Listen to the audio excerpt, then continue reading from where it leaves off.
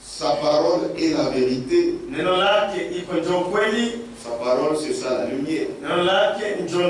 C'est pourquoi il dit, celui qui me suit, ne marchera pas dans les ténèbres. Parce que suivre Jésus, c'est suivre sa parole. Pendant la semaine, je vous ai dit, je commentais ce que Jésus avait dit. Si aujourd'hui on vous dit, Jésus est dans cette maison, n'y croyez pas. Même si on vous le montre, il est là, nous l'avons couvert de drap. Ne l'acceptez pas. Jésus, vous le recevez, c'est lorsque vous écoutez ses paroles. Donc méprisez les paroles de Christ. C'est mépriser Christ. Puisque lui il parle, il est dans son église, sous forme du Saint-Esprit, il parle, et ses brebis entendent sa voix et le suivent. Voilà pourquoi si vous suivez Jésus, il doit vous délivrer de toutes ténèbres. Et il le fait, c'est par sa parole. Lorsqu'on vous prêche, vous croyez. Et vous devez continuer à le croire. Parce qu'il continue à parler. Sa parole est la vérité. Dans Jean 17, 17, lui-même dit, ta parole, toi Dieu, est la vérité. Et pourquoi Jésus est venu? Il est venu rendre témoignage à cette vérité. C'est-à-dire là où Jésus est, la vérité aussi est là. Là où Jésus n'est pas là, même si les gens disent que Jésus est là, vous allez remarquer que la vérité n'est pas là. Si la vérité n'est pas là, Jésus n'est pas là, fouillez. Jésus est là où se trouve sa vérité.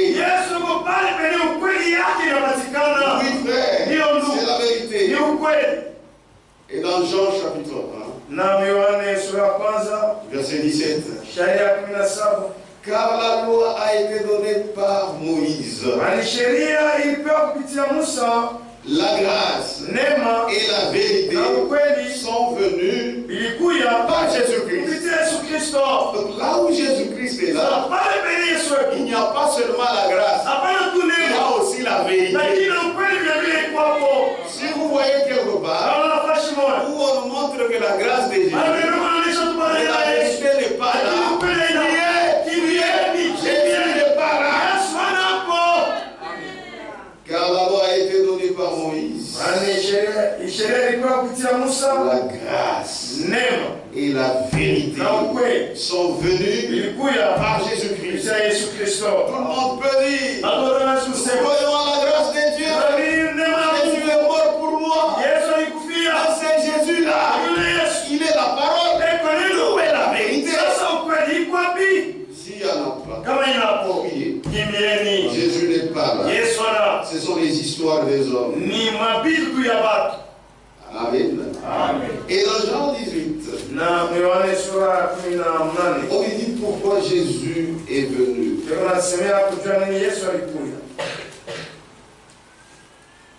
Jean 18, verset 37. Pilate lui dit, tu es donc roi? Jésus répondit, tu le dis. Je suis roi. Je suis né et je suis venu dans le monde. Il donne la raison pour rendre témoignage à la vérité. Quiconque est de la vérité écoute ma voix. Donc si je suis né, Et que je suis venu dans le monde. C'est pour rendre témoignage à la vie. Quand je rends témoignage à la vie, quiconque est de la vérité écoute ma voix. Amen. Si Jésus est venu, c'est pour rendre témoignage à la vérité.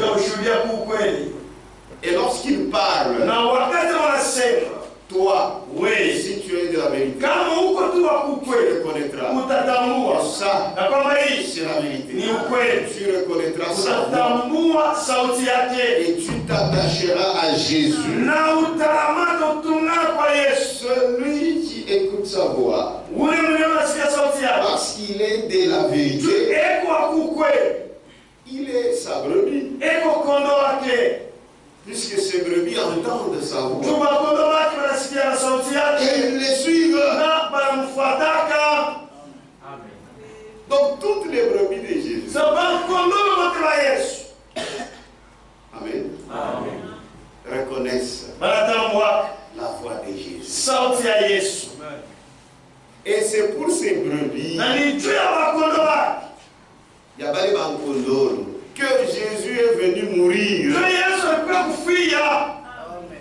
Il n'a pas fait des dépenses inutiles. Il savait combien viendrait. Vous ne savez pas. C'est pourquoi nous disons quiconque. Mais lui, Jésus, connaît parfaitement quel nombre. Si la grâce cessera,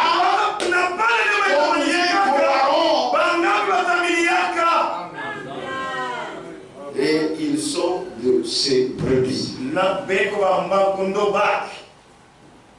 Tu ne peux pas dire que je suis brebis de Jésus. Mais tu ne reconnais pas là où il y a la vérité. Tu ne reconnais pas la voix. Là où se trouve la voix de celui qui est venu mourir pour toi. Alors tu as menti. Celui qui écoute sa voix, parce qu'il est de la vérité, c'est ça, sa brebis.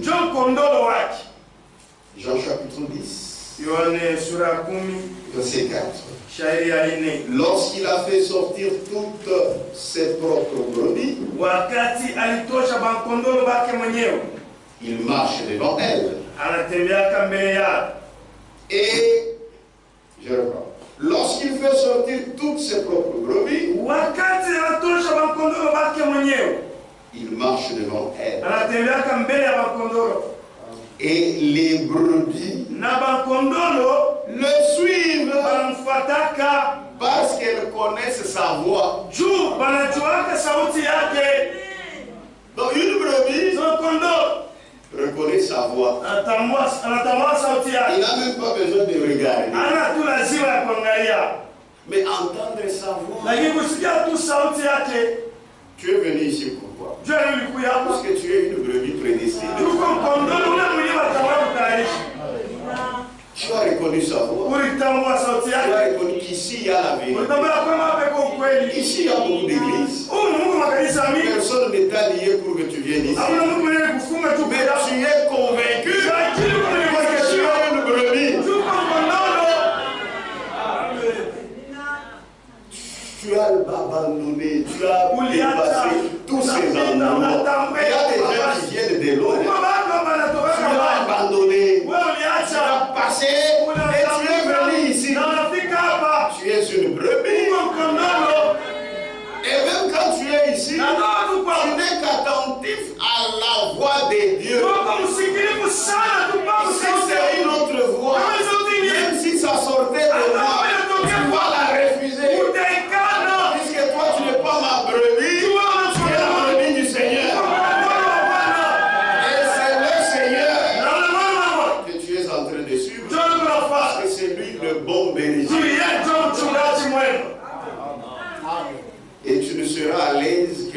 lorsqu'on prêchera la vérité. Lorsqu'on prêchera la foi de Dieu. Verset 11. Je suis le bon berger. Le bon berger donne sa vie pour ses brebis. C'est ça. Comment tu vas tuer la brebis alors que Christ n'est pas mort pour toi? Si tu es brebis, si Christ est déjà mort, amen. Kama Yesu alikufa, si on sait mon yekufa, Yesu na mon yekufa il est déjà. Moi je suis très sensible. Si Christ est mort, il est aussi mort pour toi. Amen. Puisque tu es sa brebis. Et si tu es sa brebis, tu reconnaîtras sa voix. C'est ma Christ bueno. Mes paroles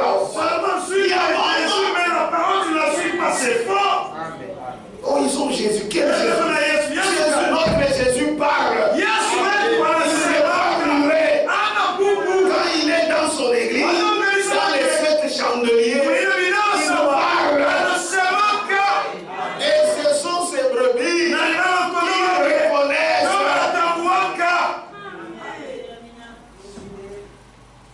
Amen. Au verset 14. Je connais mes brebis. Et elles me connaissent. Oh,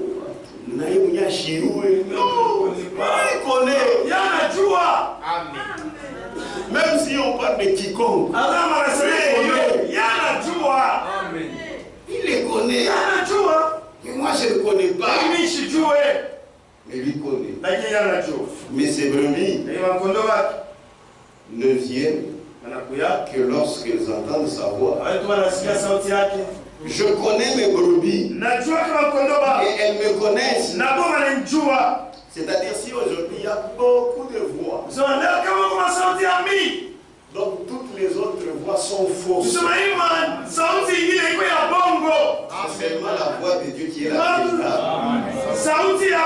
Et dans cet âge, tu as parlé. Nous avons la voix de Dieu. C'est là où les vrais brebis se retrouvent.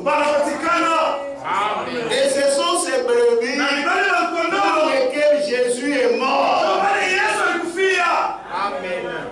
Amen. Comprendre ce message, c'est la grâce de Dieu. Amen. Comme le Père me connaît, et comme je connais le Père, et je donne ma vie pour mes brebis. Et si tu es brebis, Jésus est mort pour toi. Est mort pour toi. Et quand Jésus meurt pour toi, c'est que tu as beaucoup de valeur. Il faut qu'on pose la question. Si Jésus pouvait donner son sang à quelqu'un d'autre, c'est à son église. Et cette église s'est constituée des brebis.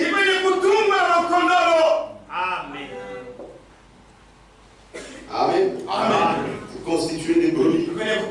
C'est pourquoi lorsque la voix sort, partout les brebis prédestinées se retrouvent. Elles vont sortir. Parce que ce sont des brebis du Seigneur. Quand ils entendent la voix, ah, c'est vrai. Si elle était sous tutelle de quelqu'un, il sort. Et vient. Tu ne les lieras pas.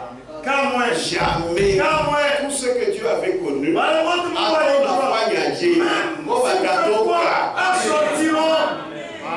c'est pourquoi on vous dit de vivre la parole. de chercher les âmes perdues. Puisqu'elles sont partout. Wakati wa mwisho atatoka kwenda. Donc nous cherchons la dernière âme. Ce n'est pas le but de venir former une église.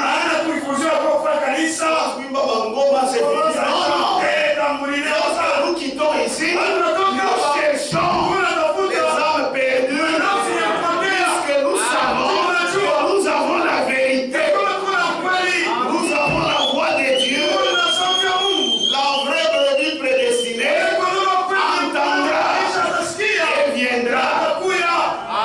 Si son temps est arrivé. Il y a d'autres qui sont des brebis. Même si tu parles, elles ne viennent pas. Parce que leur temps n'est pas encore arrivé. Mais quand le temps sort, chaque semence sort de la terre. Puisque c'est son temps. Comme le Père me connaît, et comme je connais le Père, et je donne ma vie pour les brebis. D'abord en comprenant seulement ça. Là, les disputes finissent. Amen. Puisque lui connaît ses brebis. Et les brebis ne viennent que par sa voix. Puisque ses brebis connaissent sa voix. C'est la voix de Dieu. Dans notre temps, c'est le message. Les brebis viendront. C'est pourquoi le diable veut brouiller cela. Même si le diable veut brouiller, il attrapera ce que Dieu n'a pas connu.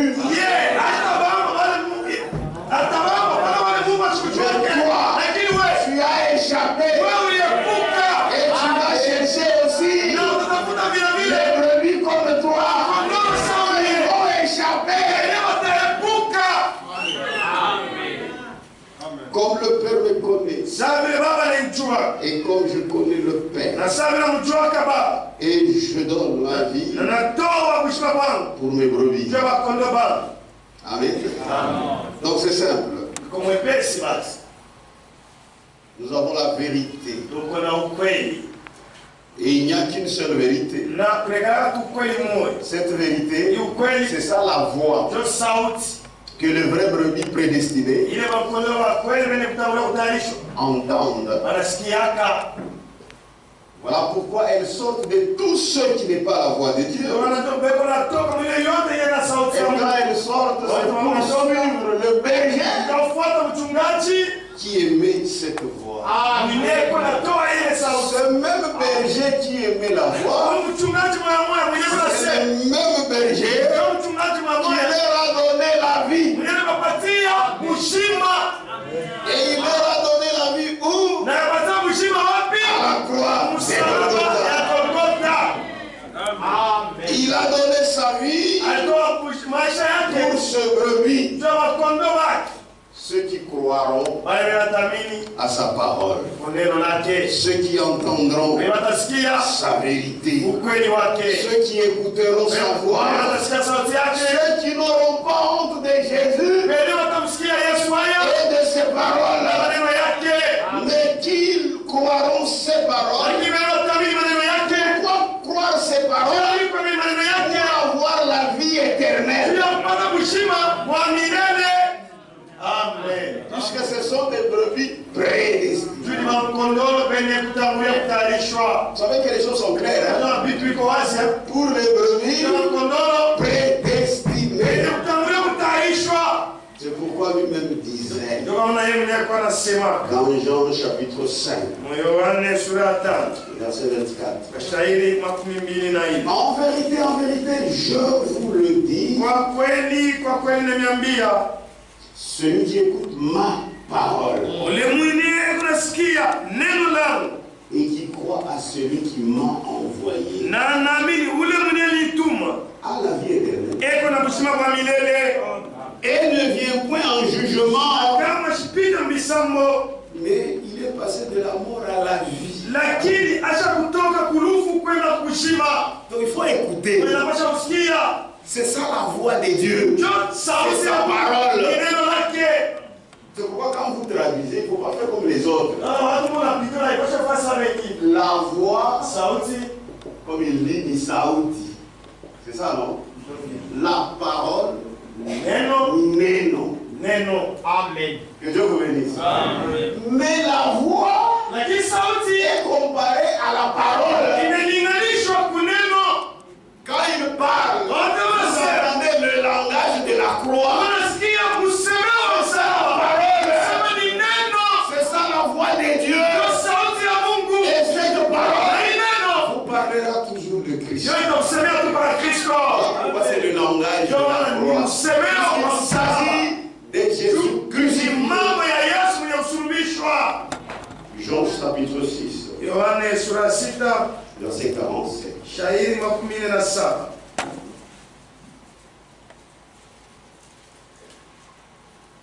Amen. En vérité, je vous le dis. Celui qui croit en moi a la vie éternelle. Mais là-bas, il a dit, celui qui croit, amen, à ma parole et à celui qui m'a envoyé à la vie éternelle. Et ici, il dit, celui qui croit en moi à la vie éternelle. Comment croiras-tu en lui? C'est quand on te prêche. C'est pourquoi dans notre temps, quand on parle de la restauration, les gens ne comprennent pas.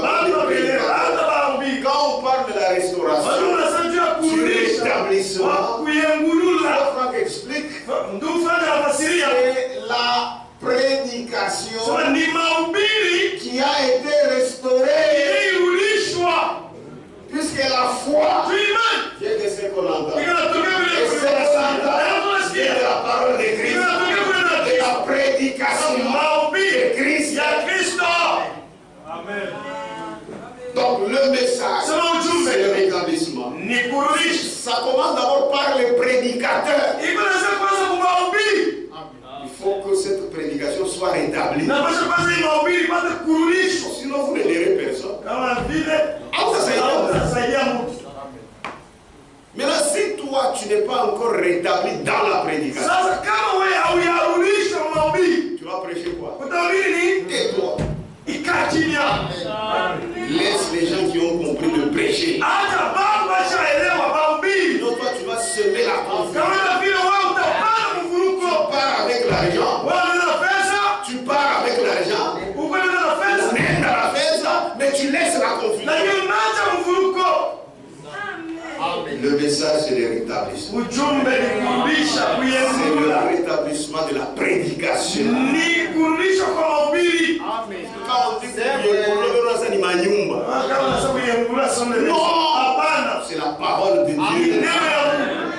Ça doit être rétabli dans la bouche de celui qui prêche. Quand tu prêches, les gens doivent comprendre ce qui n'est pas la parole et ce qui est la parole. En vérité, je vous le dis, celui qui croit en moi a la vie éternelle. Croire en Jésus, c'est croire aussi en ses paroles. Il dit celui qui aura honte de moi, et de mes paroles.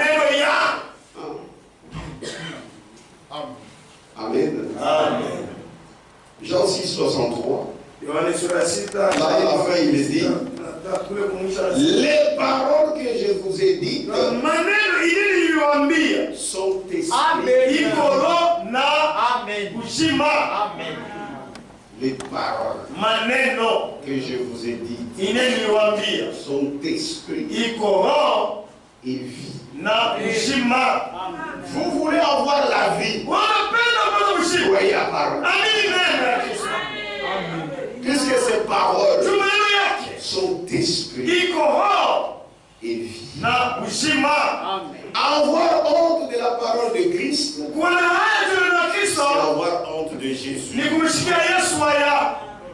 Quand vous écoutez la parole, relation avec Christ. Et c'est ce dont les gens ont honte. Dire qu'ils ont Jésus, c'est facile. Tout le monde le dit, même les prêtres. Même ceux-là qui dévêtissent les femmes dans leurs assemblées, ils disent c'est là, c'est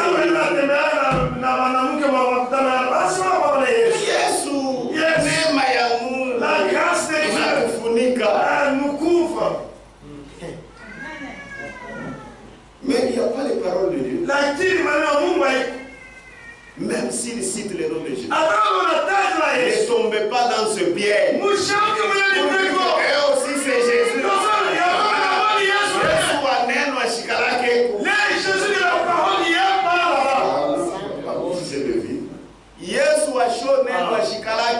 Jésus sans parole n'existe pas. Amen. Les gens ont honte de la parole. Ils n'ont pas honte du nom de Jésus. Et sur ces noms leur donne même l'argent. Amen. Aujourd'hui, ils ont des villas sur villas. C'est grâce au nom de Jésus. Ils en profitent. Mais quand Jésus parle, ils refusent. Ils acceptent l'argent. Au nom de Jésus. Quand ils vont mentir les gens, au nom de Jésus, ils chantent. Au nom de Jésus, comme Frère Branham dit, ils chantent comme des anges, mais ils vivent comme des démons. Amen. Vous leur dites, la femme ne doit pas prendre ou mettre les habits de l'homme. Là, elle n'entendra pas. Mais là, les habits d'un homme,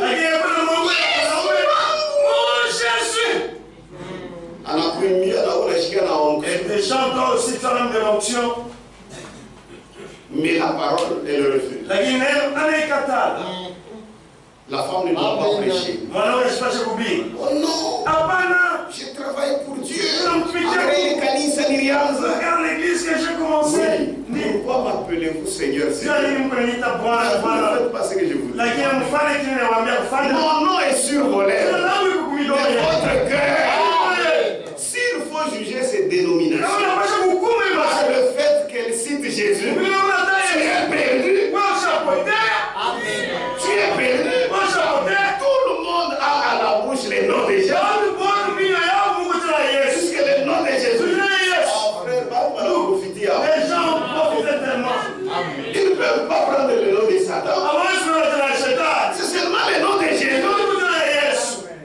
Notre Jésus, il est merveilleux.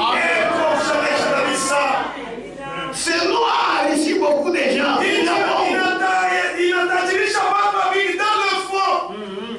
Amen. On a Jésus. Et vous, les gens du message, vous tombez dans ce piège.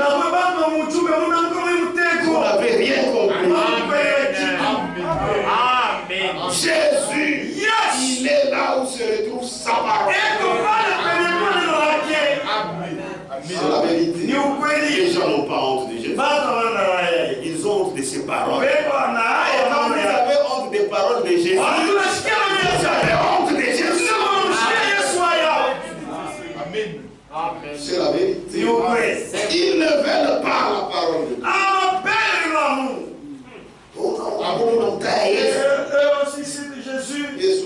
Quel Jésus? La base de la communion. C'est une prédication du mardi 14 février 1961. Soit il avait prêché à Californie, aux États-Unis, au Long Beach. C'est là où il avait prêché. 25, page 25.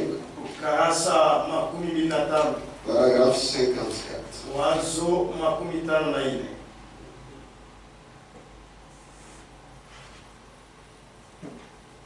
Et c'est ça le problème de l'église aujourd'hui.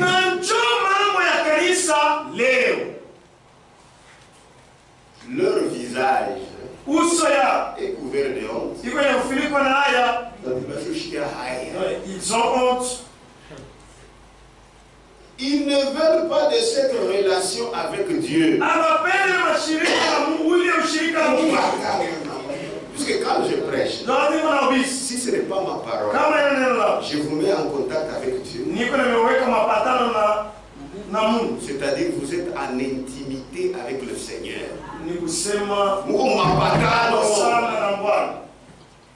Amen.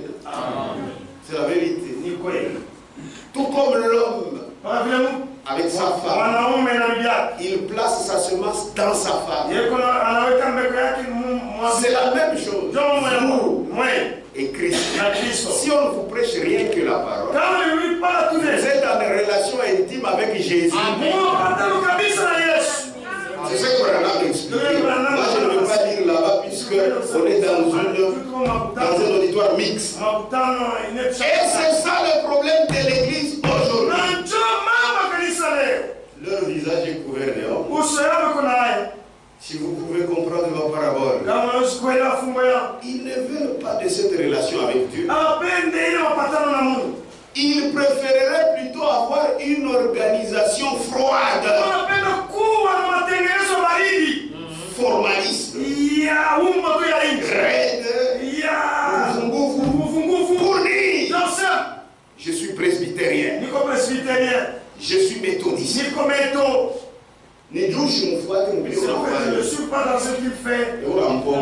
Il est frère. Bonjour frère.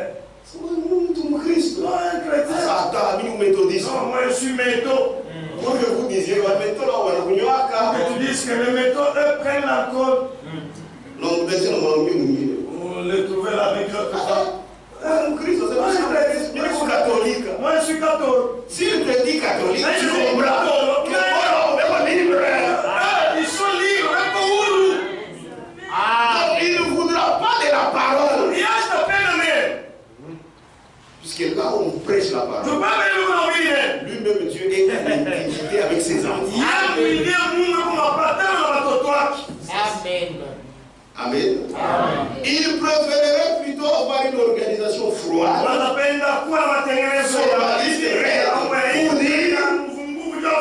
Je suis presbytérien, je suis méthodiste, je suis baptiste, je suis pentecôtiste.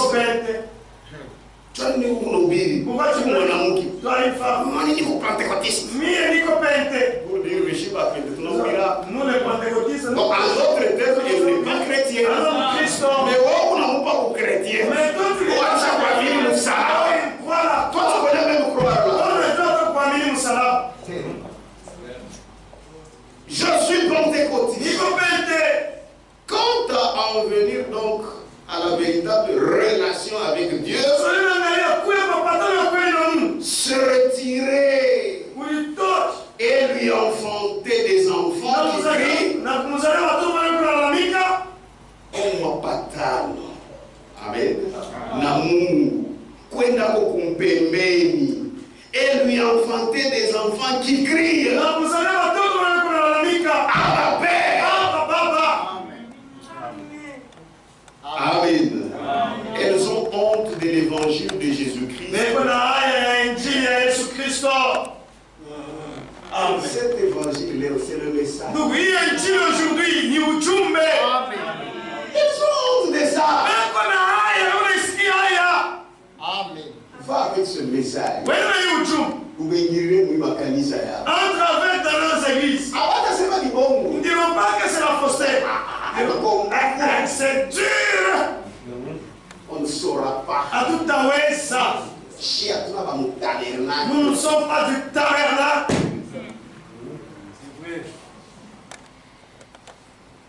Amen. Quant à venir donc à la véritable relation avec Dieu, se retirer et lui enfanter des enfants qui crient. Puisqu'en écoutant sa parole, vous êtes en relation intime.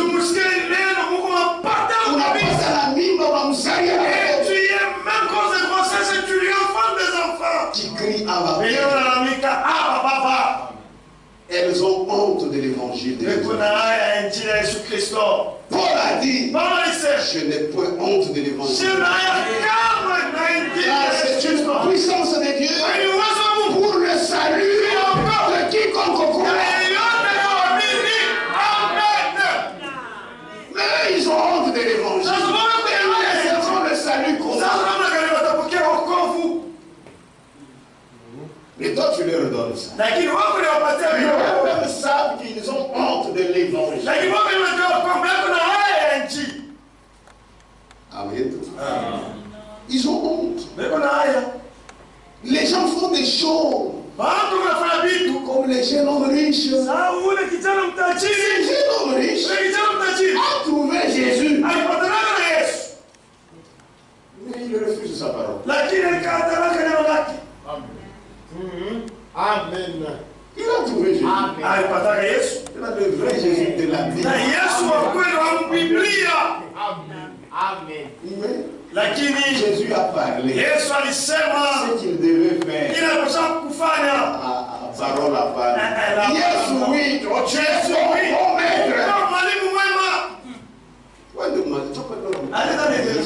On vante Jésus. Vanter Jésus, c'est pas ça. C'est notre Jésus. On le vante pour nous. Oh bon maître. Jésus est bon. Mais ça ne veut rien dire.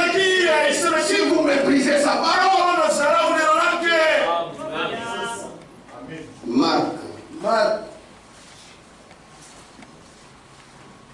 Marc 10. Verset 17.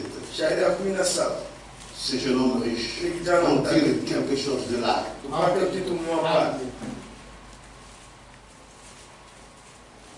Comme Jésus se mettait en chemin, un homme, comme Jésus se mettait en chemin, un homme a couru.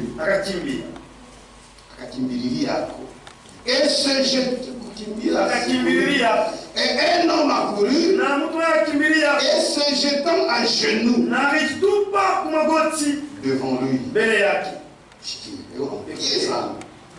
Bon maître, lui demanda-t-il, que dois-je faire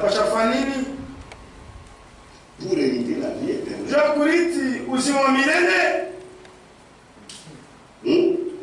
Bon maître. Donc il avait découvert parmi tous ces pharisiens, ces scribes, zéro. Mais la vie éternelle, nous les voyons là. Mais celui qui a la vie éternelle, c'est ce monsieur-là. Et puis c'est un bon. Il a reconnu ça. C'est pourquoi il lui dit ça. C'est pourquoi il lui dit ça. 21, on va vite. Jésus les a regardés. Les mains. S'il a dit qu'il observait les commandements, c'est Jésus. Il donne des ordres. Il faut faire là-bas.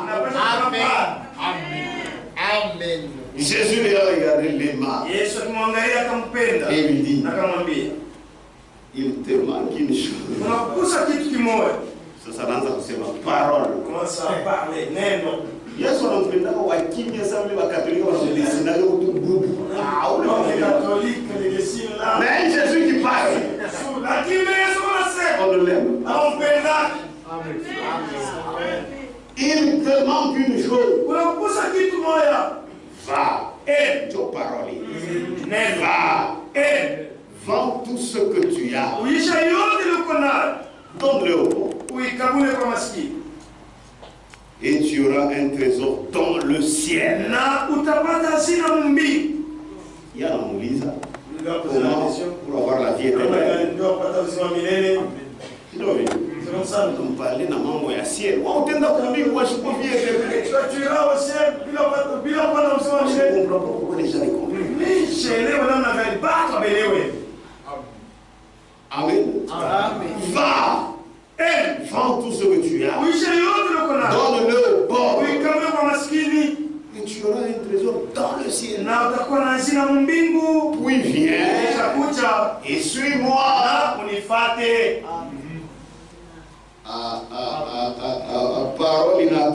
La parole est sortie. Le tabernacle là, tout m'appelle.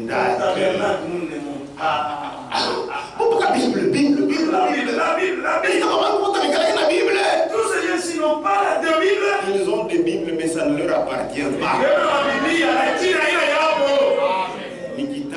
C'est notre livre. Mais affligé de cette parole, cet homme s'en alla tout triste. Car il avait des grands biens. C'est un bon maître. Jésus, il peut même chanter des chansons. Mais quand la parole sort, même mes enfants n'allaient pas là. Vous ne commencerez plus à mettre des pantalons. N'allez pas là-bas. Vous n'aurez pas des copains. N'allez pas là-bas. Là-bas, ils abattent la joie. N'allez pas là-bas. Vous n'allez pas boire un peu modérément. Ils vont tous chasser cela de vous. Mais Kabelo ici, je ne les porterai. Je ne les porterai plus. Il y a des gens, quand ils viennent ici, ils témoignent. Mais vous avez la parole. Ce soit Mimi. Amen. La chaleur. C'est ça, avoir honte de Jésus. C'est pourquoi vous, qui avez affronté tout cela, soyez bénis. C'est pourquoi vous n'allez manquer de rien.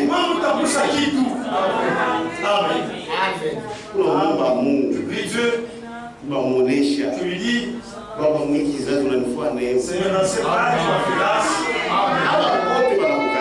tous t'ont rejeté. Mais moi je t'accepte. Seigneur, donne-moi au nom de Jésus. Il va te donner. Il va te donner. Que le diable ne te trompe pas. Même si tu tombes à chaque pas, tu as déjà fait un bon choix. Un jour tu ne tomberas plus. Attache-toi à la parole. Et Dieu t'aidera. Tu as déjà fait un bon choix. C'est la vérité. C'est la vérité. Tu as Dieu. Que Dieu vous bénisse. Tu as Dieu. C'est la vérité. Mais affligé de cette parole, cet homme s'en alla tout triste. Car il avait des grands biens. Il a apprécié Jésus en l'appelant même bon maître. Mais ce que Jésus a sorti comme parole de sa bouche, il a refusé de suivre. Pourquoi? Pour l'amour de ce monde. Pour l'amour de ce monde. Beaucoup de gens ont refusé cet évangile. L'amour du monde. Ils disent non. Ces gens-là exagèrent. Nous n'exagérons rien. C'est la prédication qui a été rétablie. On va prêcher quoi? Cette parole travaille sur l'homme. Ça lui donne une bonne forme voulue par Dieu. Il y a beaucoup de gens, si cette parole n'était pas venue, comme maman, tu vas faire un bifoué. On a eu un produit à Kuchanga.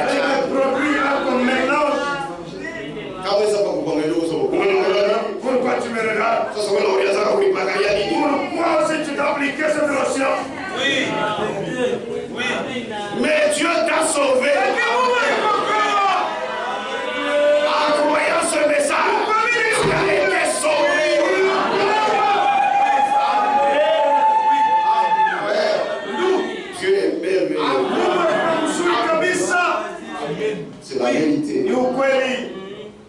À cause de l'amour du monde. Les gens qui passent ici,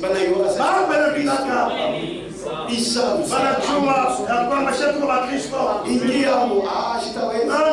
Je ne saurais pas. Quelle église? Nous allons avoir un seul mari. Quelle église? Quelle église? Notre amant. Quelle église? Que Dieu nous aide. Si Dieu nous aide, nous viendrons. C'est ça l'évangile. Dieu est dit. Il n'y a plus un autre. Il n'y en a pas. Il n'y en a pas. Que Dieu nous bénisse. Et c'est ce que fait aujourd'hui l'église de Laodicée. Ce jeune homme riche.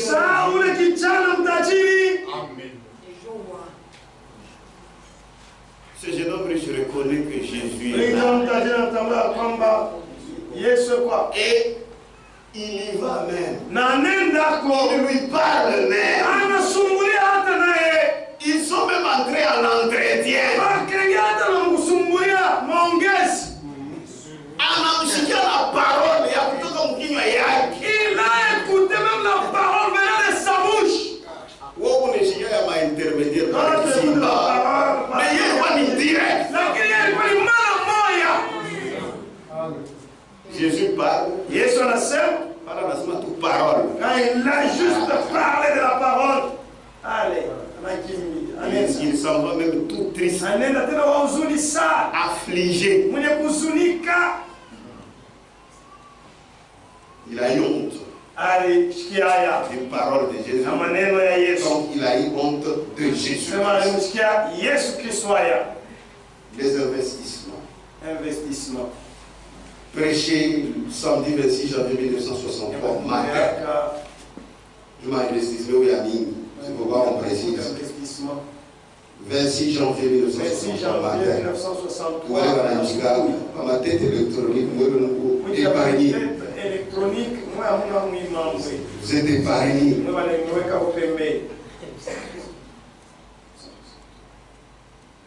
Page 18.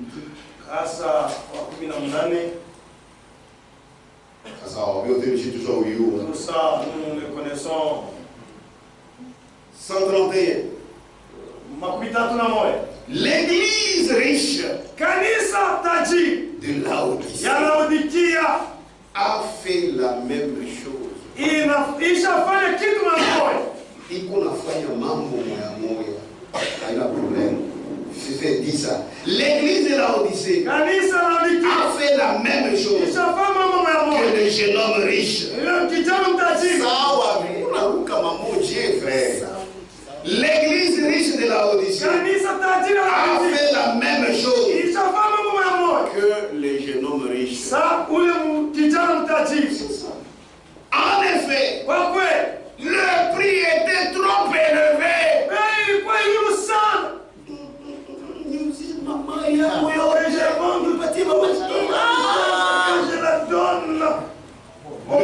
était trop élevé.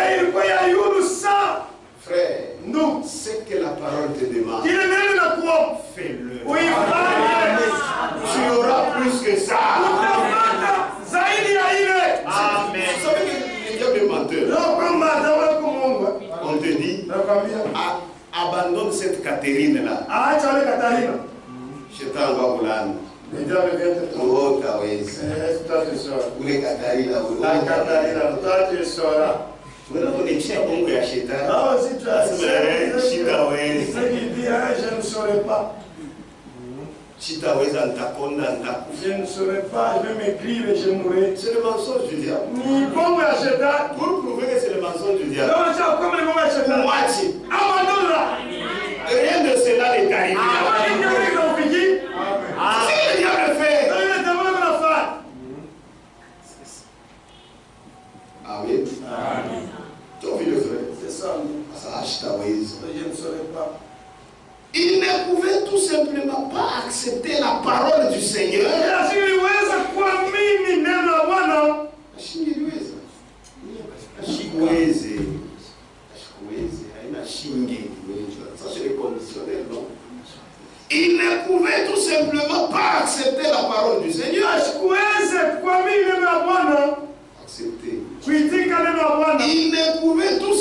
pas accepter la parole du Seigneur pour l'accomplir.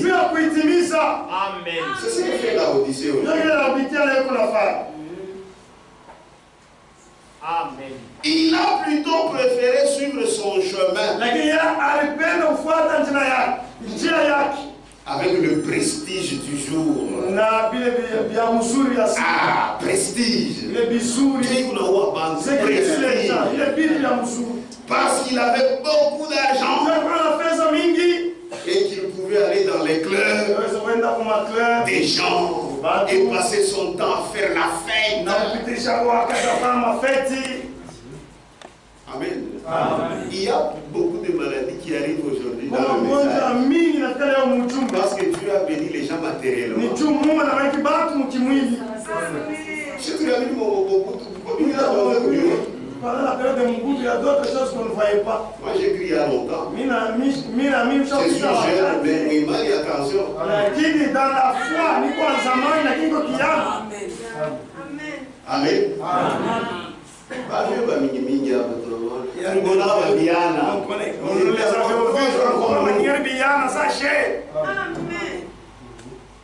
Il n'y avait pas Manzambiza, même nos fêtes, c'est plus comme aujourd'hui.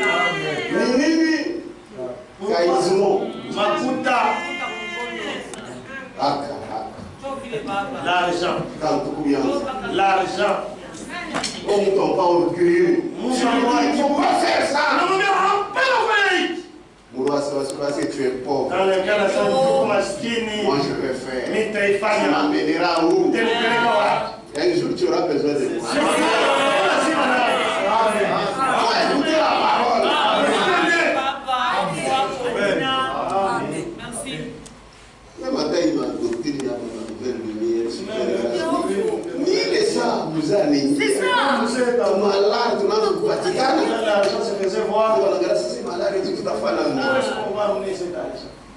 Tu vas créer ma doctrine. Ils ont créé. C'est leur prédicateur n'a pas dit tout. Après, ils ne savent quoi prêcher. Aujourd'hui, avant tout ça va dans le Comment vous oubliez ça? Comment ça prêcher comme vous oubliez ma sanction. Comment vous oubliez ma sanction? Pourquoi vous êtes libre? Vous nous dites. Fermez vos églises.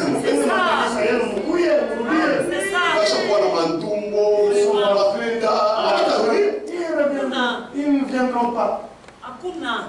Frère, tu vas tout la femme en bon. C'est des commerces.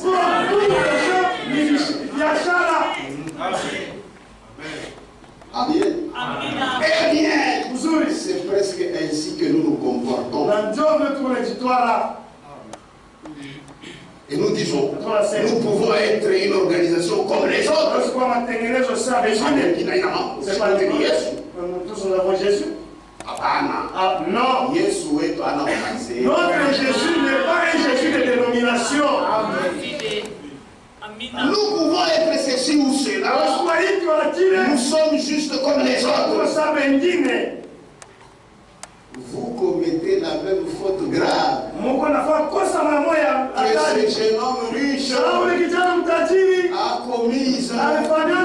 Oui, ils ont mis Christ dehors. À cause de leur amour pour le monde.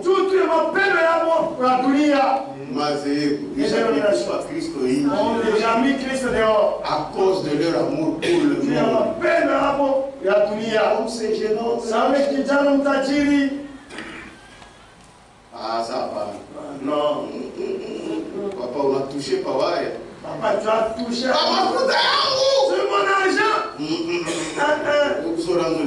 C'est comme si tu avais déjà pris une décision. Il s'allait aller tout triste.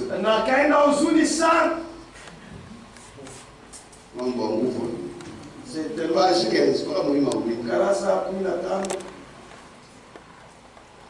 paragraphe 112. Eh bien, remarquez la riche église de la Odyssée maintenant. Jésus révèle dans Apocalypse chapitre 3. Il donne à cet âge pentecôtiste de la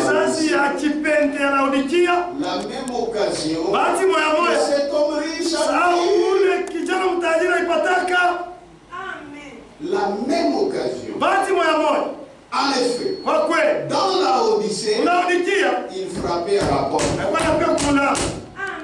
Ce qui montre que notre vie organisée avait mis Christ dehors. Et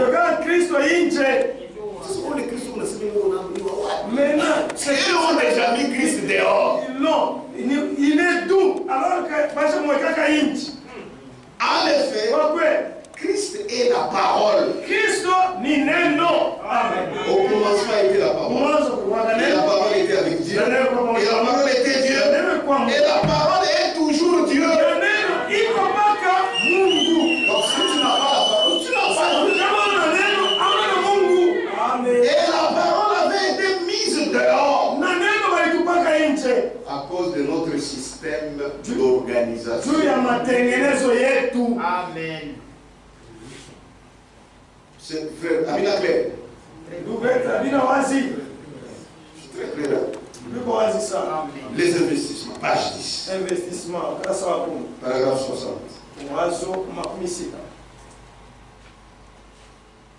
Attendez, je regarde.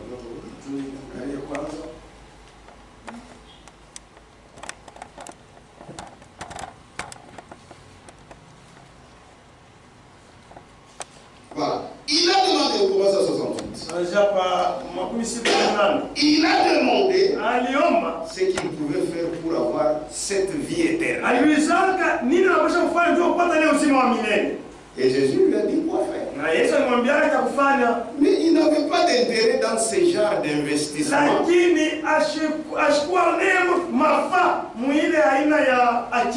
Oui, Kakiba. Parce que cela lui ôtait les choses auxquelles il s'était fortement attaché.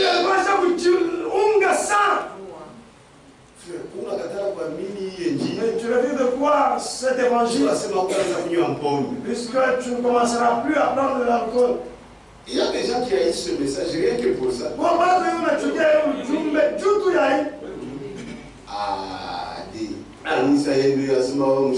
Votre église là, non, vous ne devez pas voir quelle église. À part.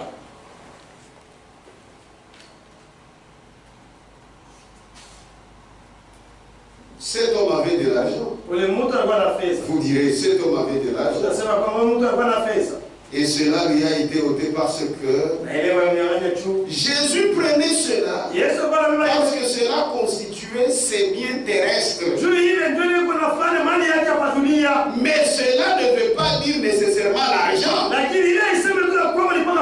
Non. Il y a bien d'autres choses auxquelles nous nous attachons comme à une idole. Amen. De la même manière que ce jeune homme s'était attaché à l'argent. Lui, c'était l'argent. Quand on a ça, ce jeune homme, il a été concerné. Non. Tu es riche aussi dans des choses. Sa frère, quoi, riche. Lui était riche. Toi aussi, tu es riche. Amen. De la même que ce jeune homme s'était attaché à l'argent, la popularité, les divergences dénominationnelles, les modes,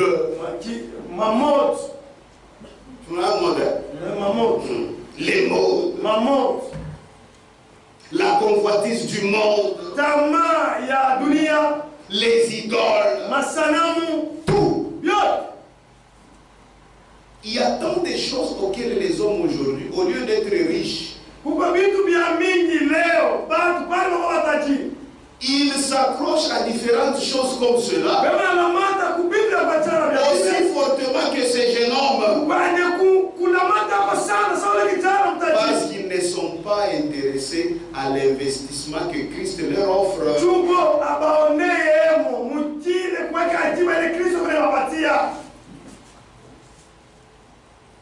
Abonnez-vous.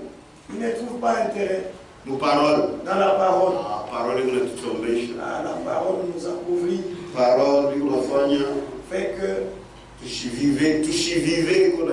que nous ne puissions pas aussi vivre. Voilà, là vous vivez. Ah, et ma parole est. Cette parole. Parole gagne. C'est votre condamnation. Toujours des condamnations. C'est tout le monde de vous. C'est pour ça que Amen. Sa parole il y a condamnation. tous les jours. Ni pas kawei. C'est toujours toi. Si vous viagez. Amen. Amen. Cela veut peut-être dire que Christ peut vous appeler à sortir du groupe dont vous êtes membre. Christ pourrait vous appeler à sortir des parties des cartes auxquelles vous vous livrez dans votre église. Des jeux de l'arnaque, les milieux auxquels vous appartenez. Et si vous vous approchez à cela, vous êtes en train de commettre une grave erreur. Tout autant que ce jeune homme riche. Voyez-vous, vous vous approchez à quelque chose qui est pour vous un plus grand trésor que d'investir votre voyage de la vie en Jésus-Christ. Musafari ya maisha ya Yesu Kristo. Est-ce que vous me comprenez? C'est pourquoi les gens ont honte des paroles de Jésus. Sinon, les amis vont te fuir. Et si tu crois réellement, tes anciens amis, ils fuiront. Amen. Puisque ce qui faisait que vous soyez ensemble, c'est la bière, c'est la conversation des femmes que vous aviez l'habitude de conquérir.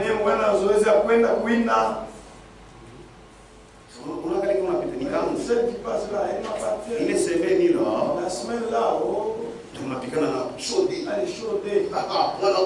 Allez. Mais maintenant toi tu as cru. Ça c'est un ami. Tu ne fais plus ces choses.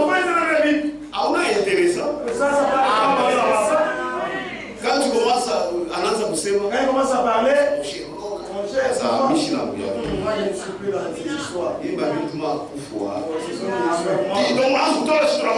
Donc tu nous considères de vos rien. Ah, Michel, c'est vrai. Je ne dis pas ça. Mais bien c'est ma qu'est-ce que vous faites là? Ah, c'est comment?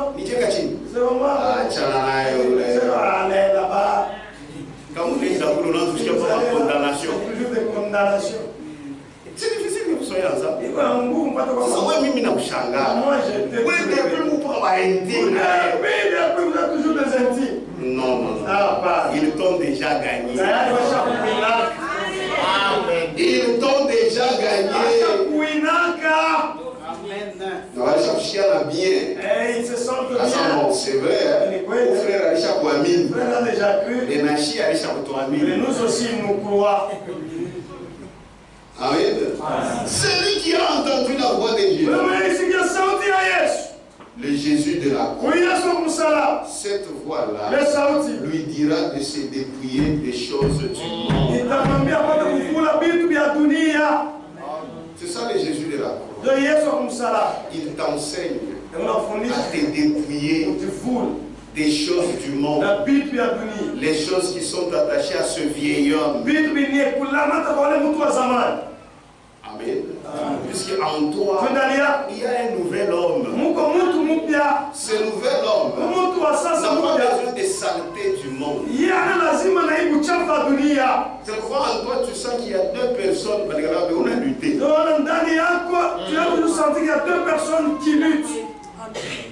Amen. Il y a le vieil homme. Il veut aussi que tu puisses lui donner des choses à manger. Tu es dans le corps. C'est pourquoi nous devons lutter. Si tu as le Saint-Esprit, tu ne sentiras rien. Tu es dans ce corps. sentiras quelque chose.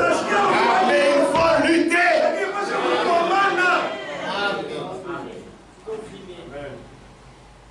Qu'on ne te trompe pas. Le Saint-Esprit, ce n'est pas comme l'état de Nirvana. Donc, attends, on concentré. On est qu'à la famille. Ça, c'est la magie. Les choses de Dieu, c'est dans ce corps. Tu luttes dans ce corps. Aina sabata kutonga anti aina ko toi-même tu te laisses dans ton cœur. Amen. Et ça te fait mal. Ça te fait mal. Puisque si ça ne te fait pas mal, donc tu n'as pas lutté. Il faut que tu luttes.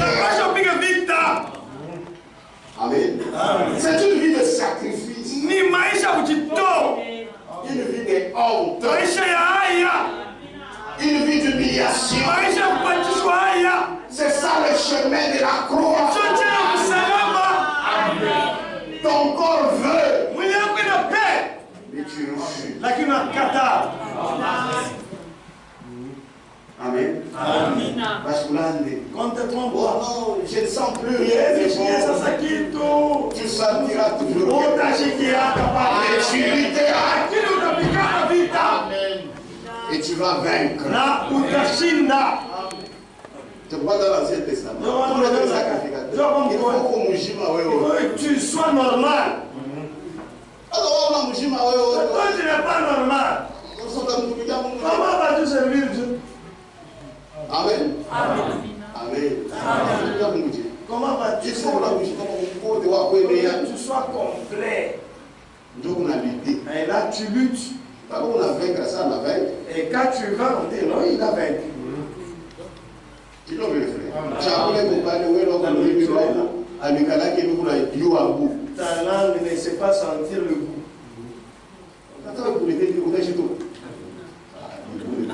Tu n'as pas vaincu. C'est parce que tu es malade. Nous sommes et nous vaincrons par Jésus-Christ et par notre volonté. Nous voulons servir Dieu.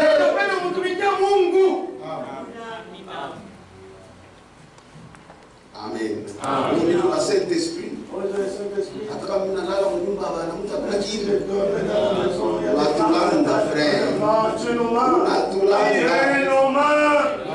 Il y aura quelque chose.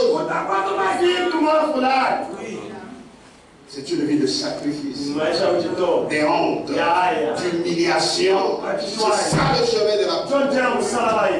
Galates. Est-ce qu'on est ensemble? Amen.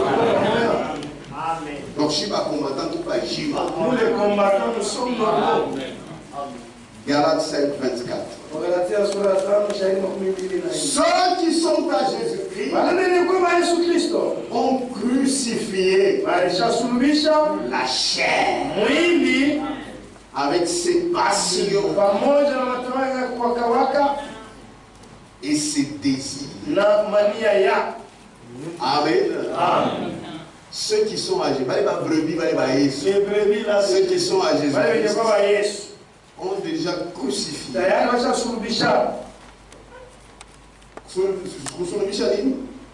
La chair. La chair. Vous avez la chair. Elle te demande et te réclame.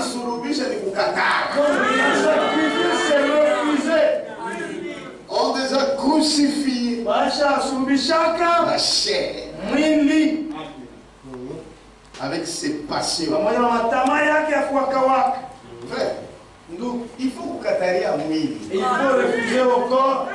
Sinon tu auras des habitudes du péché. Toi-même. Amen. Ou on a frère, le frère dit, et on est retiré, il va mettre la présence de Dieu. Ou même du on regarde ma photo, il va pas Android. C'est pour commencer à regarder les mauvaises photos sur Android. Tu fais du mal à qui? Où qu'on a posé un âge? Tu fais du mal à toi. Puisque tu pêches Péché sur péché. Tu vas contracter même une maladie qui n'a pas de nom. Si c'est androïdomagogue. Amen. Amen. Vous savez, quand vous refusez à ce corps les choses qui ne sont pas de la parole, même ta marche sera une marche affaiblie. Pour que même nous te fassions confiance, il faudrait qu'on a l'idée. Il faut que tu luttes. Comment sera-tu diacre dans l'église? Toi, tu n'es que quelqu'un qui tombe à terre. Tu risques de tomber. Avec mon soeur. Amen. Faut quand même qu'on monte avec une colonne vertébrale.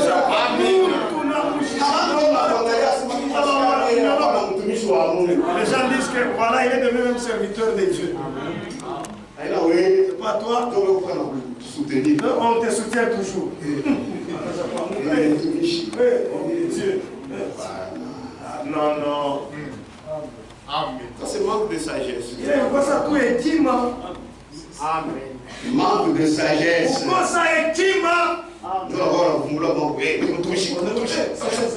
Dieu va te tuer. Amen.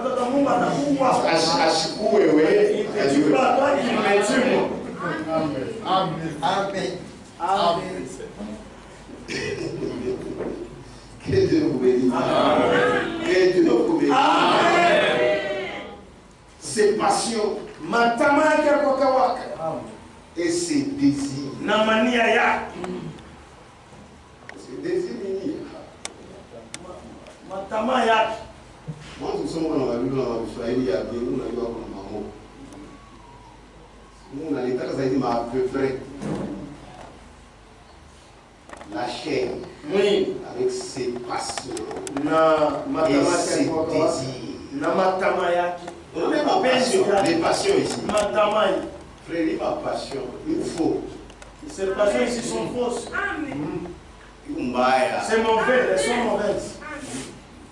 C'est-à-dire, yo, je vais dire le diable te trompe. Quand on est match RDC, si tu ne regardais pas le match RDC, non,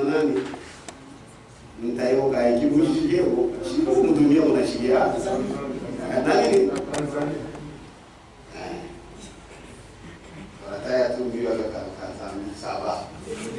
RDC Zambie. Si tu manquais, quelque chose va te manquer. C'est faux. Amen.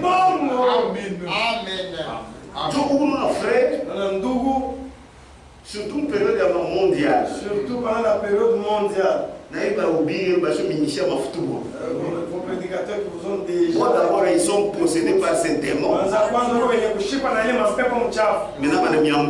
alors, ils vous ont contaminés.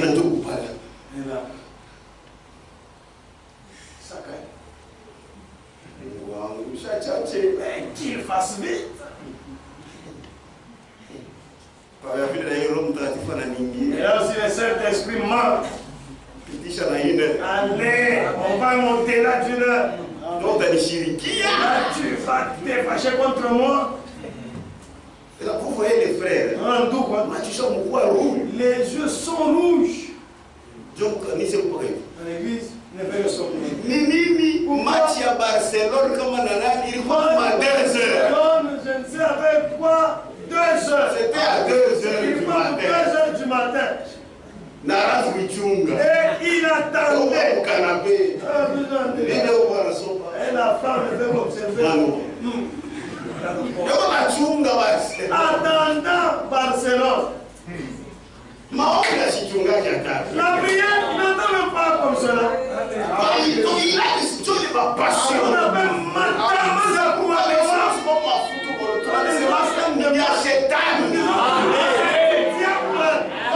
Si ça tient dans ton cœur, ça prend tout. Amen. Ça prend une grande partie. C'est pourquoi toi, charité. Au frère, dans la Bible, c'est où? Passion.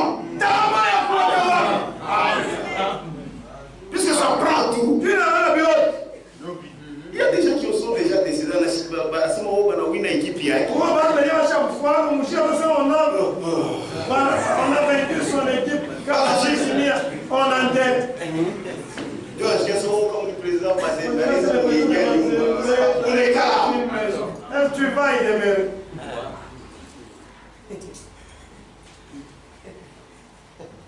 Amen. Amen. Passion. Matamaza kuwakawaka. Amen. Bien, bien. Elles ne sont pas bonnes. Pour un chrétien. Donc Christ, on a un chrétien, on a biché la un chrétien, frère. sont dans des disciples de frères. Non. Pour moi, on a son tu as vu, je sais. Tigana. Pour moi, Tigana. Tigana. Asada, Maradona. Terrible. Mon frère. Mon charnel, ça. Tu as bien reconnaître Tigana. Pourquoi tu ne reconnais pas Tigana? John n'a pas ça quoi. Le pasteur aussi. John sagesse. Et qui m'a ça? Toto Kinoko. Petits enfants. Bon débat de. Tous. Il faut reconnaître ma qualité. Il faut reconnaître ma qualité. Tigana. Est-ce que Tigana? Comment on a dit ma vie, château foutu. Il a des manières. Oui, pour reconnaître. Tu n'as pas de frère. Vous êtes des frères. Il faut reconnaître mes amours. Tu la montres, il va me des pasteurs. C'est manquer de sagesse. C'est manquer de sagesse. Et puis on a tout pour lui. Ah ok, on a bien la cuisine. Ah oui, vous me verrez, vous ne regarderez pas ça sans parler. Tu dois le faire. Je t'appelle le conseil.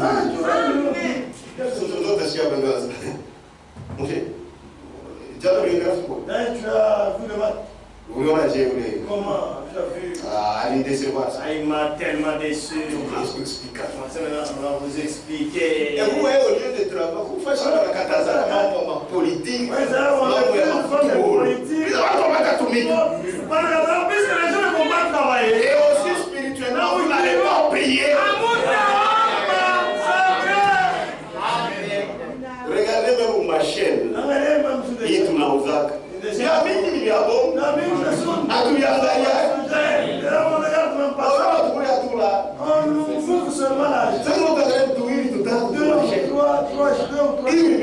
Dans le monde, il y a une distraction.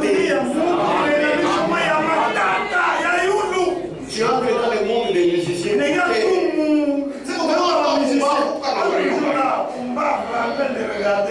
On a changé notre tomique à Kaï. Et tu n'as même pas travaillé. Et la femme te fout.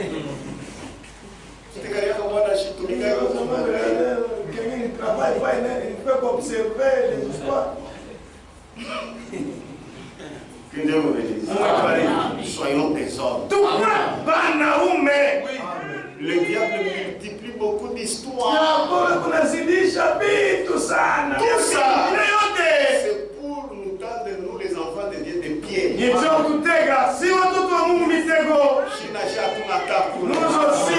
nous ne faisons même pas cas. Asawe footballeur. Frère wangu. Mon frère. Widiache. Arrête ça. Amen.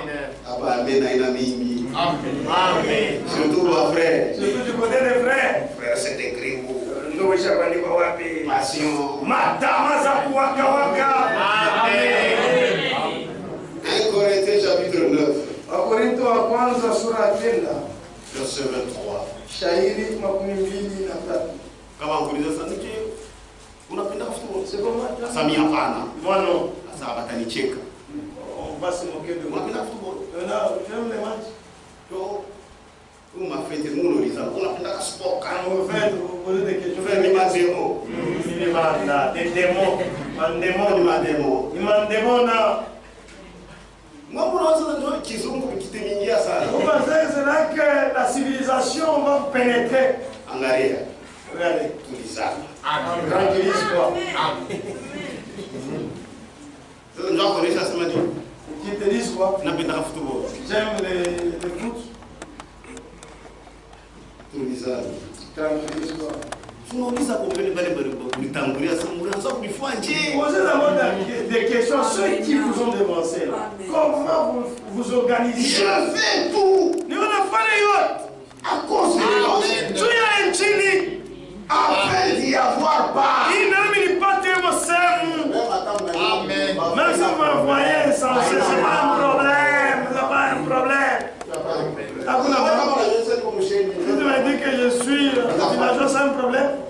Indigent. Indigent. Qu'est-ce que cela va faire? Merci. 3 fois. Ça ne fera rien. Ça ne fera rien. Je me rappelle Zaman, Il y a longtemps, à l'université. l'université. J'étais président du club anglais de toute l'université. Je crois qu'un chef voyait club anglais, il y a l'université. Et mon chef, vous savez. Mon chef, c'est un grand chef. Maintenant, il y avait des blancs qui devaient venir. Pourquoi Bazoum, ça pourrait. Les blancs. Parce qu'il ne faut pas couper. Il faut les accueillir. Et puis, c'était des femmes. Il Il faut les accolades. n'a pas qu'à baiser. Si on achète tout baiser, il va vivre là-bas. Nous ne besoin pas les femmes. Mais nous sommes présidents. C'est moi, le président. Il faut pas couper. Il faut les accueillir. Je dois rendre le conseiller. Le conseil, mais Basta, ton aïe, c'est là, ça nous savons que. mais quand même, Ici, il n'y a pas.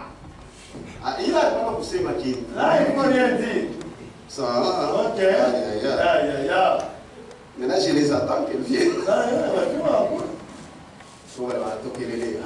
Tu vas sortir ça. Basta, pas. non, mais regardez ici. Il va tout. Mon con, non. How are you? How are you? Non, mais déjà parlé. C'est fini, tout s'arrête là. Tu vas les yongoloso. Ah bon. Mais il faut aller. C'est là que.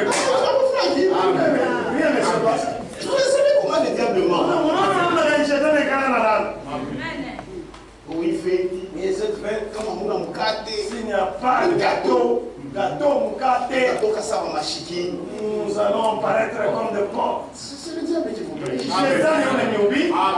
Qui est qui gâteau ni qui achète? Le gâteau là est du diable. Nous commençons les histoires d'abord. En Dieu, Priez. on prie, Attendez, vous allez finir par dans le pain, dans le gâteau. Ah bah, non. La vérité, elle était magnifique. Je vous donne des points. Un quatrième à point. Je vous donne des points. Un quatrième à point. 9,5 sur 10.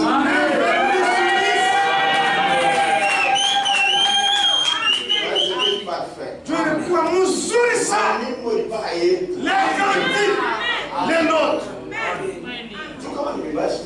Ici c'est mauvais. Nous avons toujours. Si aussi c'est bon, nous devons aussi le dire. Si nous avons aussi des problèmes avec des gens. Mais si je m'étais absenté hier, je regretterais. Non, c'était beau. Il faut vers mon souris bien. Toujours le dit. Je dis que les bêtises dans la reste pour endormir les gens. Hein? Très bien. Mon souris! Amen. Même ce là, tu avais dansé. Félicitations. Il Il y a bien. toujours bien. On adresse un job à Vous Christ. voyez que là, que ce sont des chrétiens. Oui. Nous, là, tout va bien. Ne baisse pas la Dans des choses là, en veste. Yes. Batata. Oui, ça vaut bien la vie. Oui, les nous enseignent des histoires qui sont meilleures. C'est bien. Amen. Oui. C'était très beau. Il croit bien. Moussoul. Ah, bien ça. Moussoul, sana. Très bien. Même celui qui parlait n'était pas impoli. Attends, on va laisser ma chouette. On peut la chouette. Alors, vous savez qu'il a l'affaire déjà. Il ne s'y connaît pas. Même si tu m'as petit dérapage, Attends, vous n'êtes pas. Tout ça, en général, oui, il a du respect de l'envers.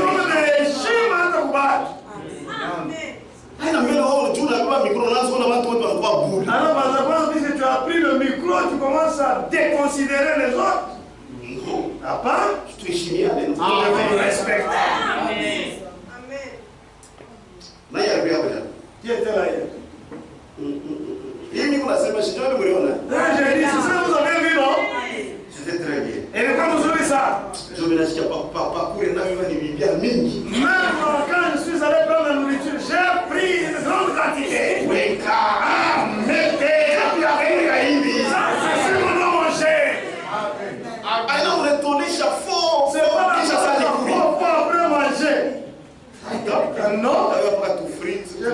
ces frites, je finis à les miner.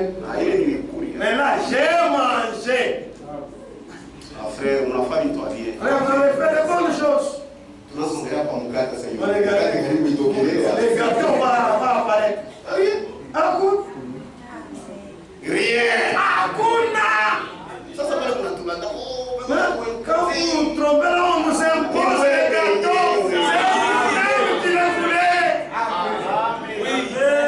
Vous passez une autre Non, c'est là qu'on va vous vanter du Amoukat. pour les gâteaux là. Il y a des choses. On ne peut pas le faire puisque le monde le fait. Nous ne sommes pas les imitateurs. Comment ni haya? C'est la honte. Ça échiquier à Dieu. Oui. Mais nous ne les imiterons jamais.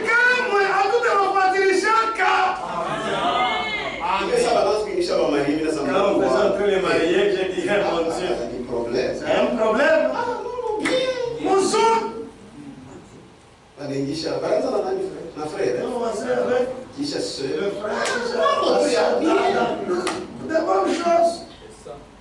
Mais Lakini, on t'a fait la question. d'accord, si vous n'avez pas organisé. Non. C'était très beau. Il va vous jouer ça là. J'ai assisté à de bonnes chansons. Un modérateur poli. Pas de gâteau. On n'en a même pas fait allusion. Akukukouye nani ule kazani. 20 minutes. 500 ans. Vinho ya show alcohol. Aikukouye ko. Bali unafika kwa meza ni tunakomdasa Mungu wangu. Je compte 20 ans de vous voyez comment vous nous mettez ma condition. Vous nous avez mis dans de bonnes conditions. Comment je peux dans la touche le monde là chaque fois rabika mon maro. Donc on a bien. Dans les vous voulez aussi vous encore troublé. Si à part nous avons la virginité.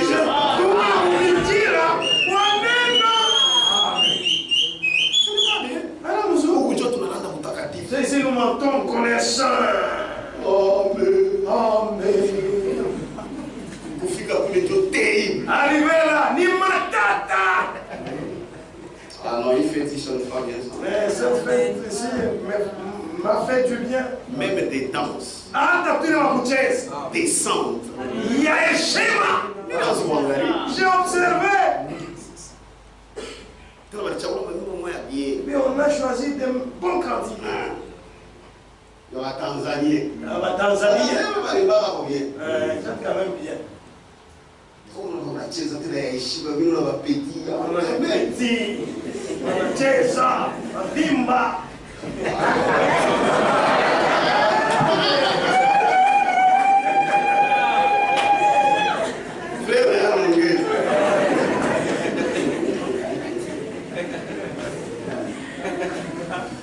Que Dieu soit loué. Et que Dieu bénisse ceux-là qui ont fait à ce que ça soit comme ça. Je sais que c'était une lutte. Il y a d'autres qui sont fâchés.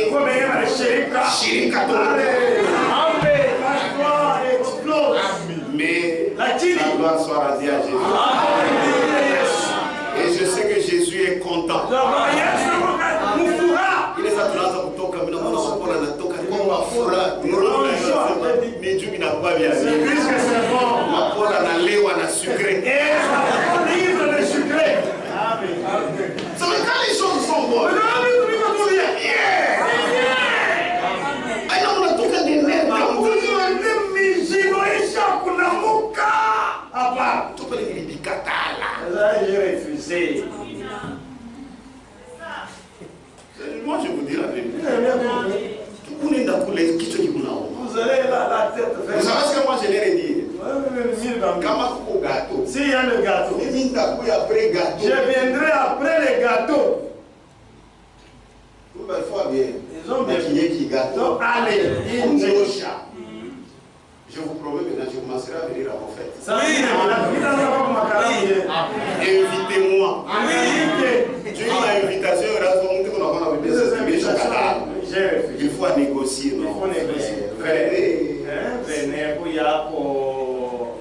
Mais maintenant, invitez-moi. Mais quand on a fait, il est vide. Mais quand vous faites ces histoires-là, c'est pourquoi les diacres, il faut vous y impliquer. Non, je n'ai pas chaque fois tiré. Et donc, gâteau a été kouyaka pour ma fête. Le gâteau ne sera jamais dans nos fêtes. Les danses païennes, nous les refusons. Vos chansons là, qui rappellent le monde, nous les refusons.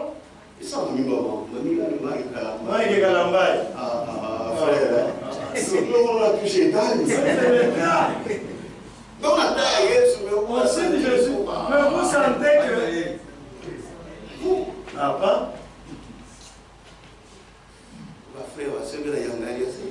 c'est comme ça. Non, n'abîmez pas nos affaires. Amen. Que Dieu soit loué. Il n'attend pas, non? Oui, félicité. Oui, c'est bien. Parce que quand vous marchez, selon la parole, c'est ça marcher en ami de la croix. Mais quand vous marchez contrairement à la parole, c'est ce que la Bible appelle marcher en ennemi de la croix. Marcher en ennemi de la croix. On n'a pas dit que tu trouves la croix en bois. Je commence maintenant à découper. Non. C'est marcher contre la parole. C'est ça, marcher en ennemi de la croix. C'est pourquoi dans Philippiens 3, verset 14, Paul dit ceci. Je cours vers le but. Amen. Pour remporter le prix de la vocation céleste de Dieu en Jésus-Christ. Amen. En Jésus-Christ. Donc, je suis en train de battre, je ne joue pas. Maintenant, on peut revenir là, on était 1 Corinthiens 9. Je fais tout à cause de l'évangile, afin d'y avoir part. Ne savez-vous pas que ceux qui courent dans le stade courent tous, mais qu'un seul remporte le prix? Courez de manière à le remporter. Tous ceux qui combattent s'imposent toute espèce d'abstinence. Dio, ma bichila, chitafanya qui tient de la katana. Et ces gens-là, ils le font pour obtenir une couronne corruptible. Mais nous, faisons-le pour une couronne incorruptible. Moi donc, je cours, non pas comme à l'aventure. Pour m'aventure, je frappe, non pas combattant l'air, mais je traite durement mon corps. Je le tiens assujetti. Frère, qui mouille ni kukitisha. Assujettir le corps. De peur d'être moi-même rejeté après avoir prêché aux autres. Amen. Marcher comme ça, c'est marcher en ami de la croix. Philippiens 3, maintenant 18. Car il en est plusieurs qui marchent en ennemi de la croix. En ennemi de la croix de Christ. Je vous en ai souvent parlé. Et j'en parle maintenant encore en pleurant. C'est ce que je vous ai dit. Marchez. Marcher à l'ennemi de la croix. C'est marcher contre la parole de Dieu. La parole de Christ. Et avoir honte de sa parole. Il faut avoir la décision. Ma soeur, même ta vie de légèreté que tu as, si tu es une fille de Dieu, si tu te décides, à partir d'aujourd'hui, ça s'arrête. Ça va s'arrêter. Mon frère, tu te décides, tu dis à partir d'aujourd'hui, ça s'arrête. Ça va s'arrêter. Parce que vous savez, ce corps ici ne fait que demander. Ne fait que demander. On peut même te dire à l'hôpital. Vous connaissez l'hôpital. Kungufu. Il comme la santé. Santé santé. Mais le diable vient. Tu seras arrêté Kungufu.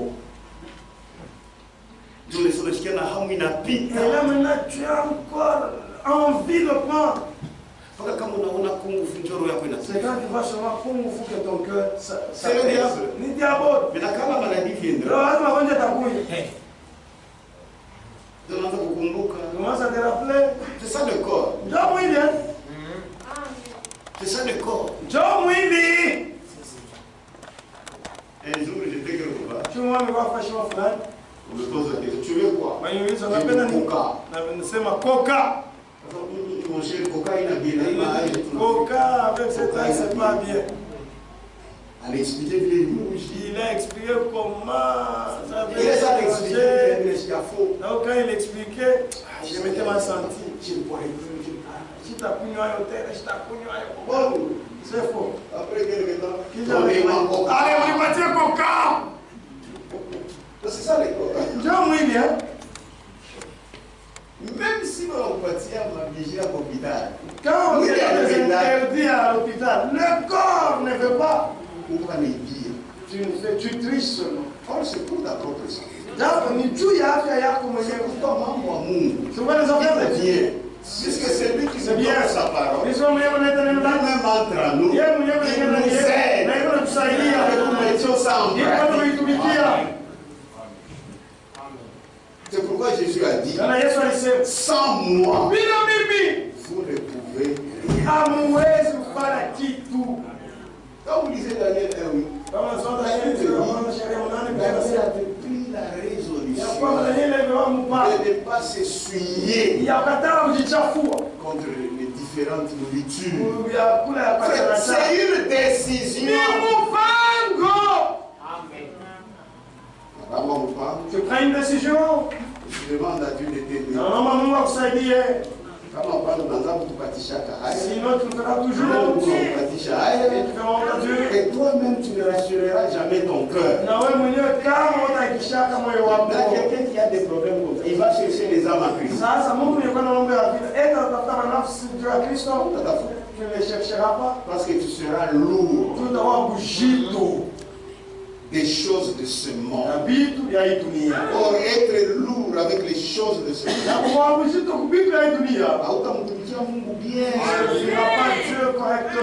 Et nous avons besoin des gens qui vont servir Dieu. Qui est de Jésus? Qui travaille pour lui. Comment tu vas les servir alors que tu es lourd? Amen. Les investissements, page 23. Paragraphe 154. Daniel avait résolu de ne pas s'essuyer avec le monde. C'est lui-même qui avait décidé ça. Mais il était toujours dans cette échelle. Il allait observer la tradition. Il allait observer la tradition que Dieu avait donnée. les commandements de Dieu. Maintenant, écoutez. Pourquoi vous les femmes et vous les hommes ne pouvez-vous pas faire la même chose? Faites aussi comme Daniel. Prenez la décision. Moi et ma maison, comme Josué, nous servirons l'Éternel. Même à ta fête, même ma fête, tu n'as pas marqué à Jésus. On a toujours la marque de Jésus.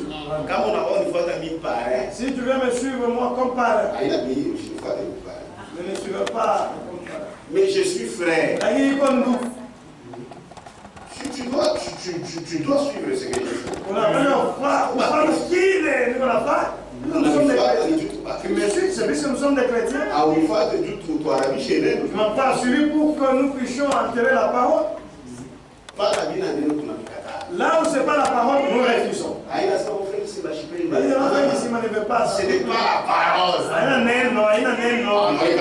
Nous mettons de côté. Vous contrôlez même la manière dont vos, comment le mettez ma phrase, vos fiernes. Il faut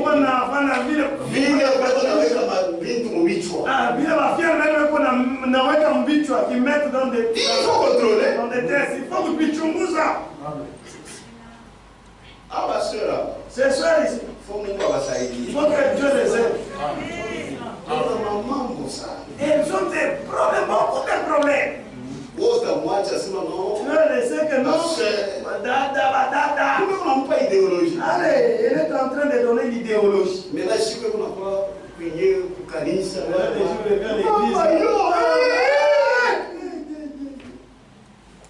Il faut tout contrôler. Même là où les enfants font les répétitions des danses. Allez, jetez un coup d'œil. Confiance. Il faut toujours vérifier. Les enfants ici. Vous voyez comme hier là. Attendez votre jour. C'est pas ma fille. Nos enfants ici. Ah, notre homme. Ce moment, on a bien dit, il y a vieux jeu. Bon, on a bien c'est vraiment antique. C'est eux qui connaissent. Tiens, la Bible, quoi, bien. Hier, c'était non, papa, non.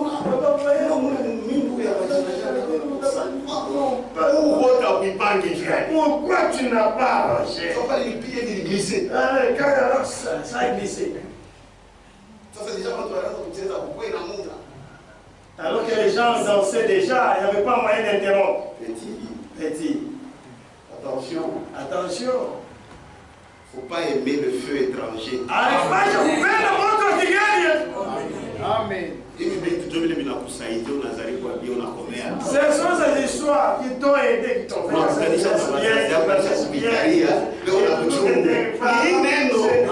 sont là et ils te gardent.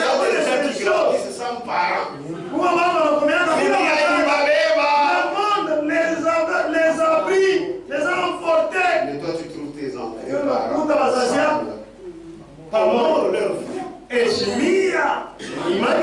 Que tu as aussi adopté pour ta foi.